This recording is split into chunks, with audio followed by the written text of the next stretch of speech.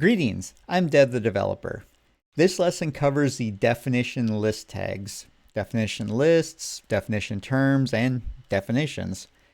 This is a less commonly used list type than the ordered list or the unordered list, but it is the right tool when your content is a set of terms paired with their descriptions.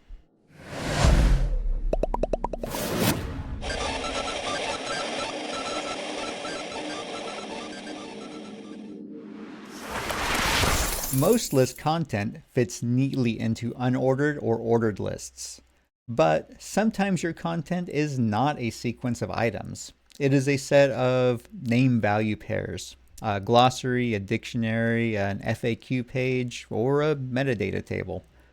For that kind of content, the dictionary list, DL, is the right structure. A definition list has three elements. DL is the container. DT is the definition term, which is the name or the label, and DD, which is the definition description, the explanation or the value. Think of it like this. DT is the key, DD is the value. Each definition term is followed by one or more definition description elements. That one or more is important. A single term can have multiple definitions, and you can have multiple definition term elements sharing a single definition description.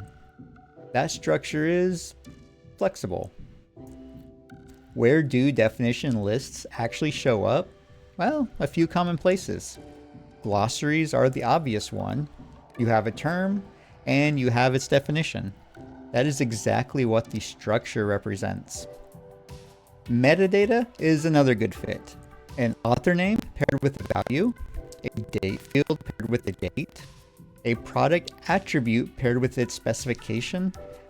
Definition lists model key value relationships cleanly. Frequently asked question sections work well here also. The question is the definition term. The answer is the definition description. Screen readers understand that these two elements belong together, which makes the structure genuinely useful for accessibility. Notice how primary targets has three definition description elements following it. Multiple descriptions for a single term is perfectly valid. Definition lists are semantically specific. They work well when your content actually is a set of terms and descriptions. If you find yourself reaching for a definition list just to get that indented layout in the browser, stop.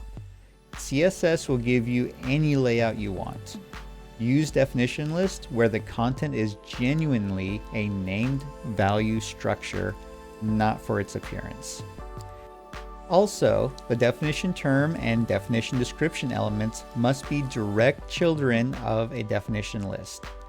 You cannot wrap them in other elements inside the list. Keep the structure clean. DL for the container, DT for the term, and DD for the description. It is a specific tool for a specific kind of content, pairs of labels and their values. Glossaries, metadata, frequently asked questions. When your content is that shape, the definition list is exactly right for it. Find some of your own content that fits that shape and build it. Don't just watch it, do it.